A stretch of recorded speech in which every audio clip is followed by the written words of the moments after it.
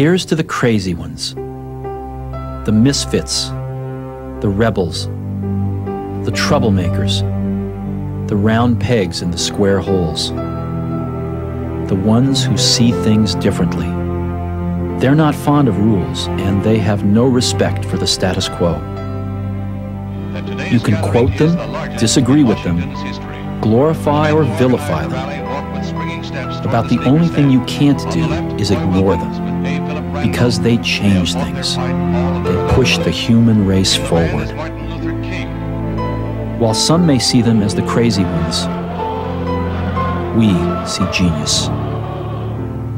Because the people who are crazy enough to think they can change the world are the ones who do.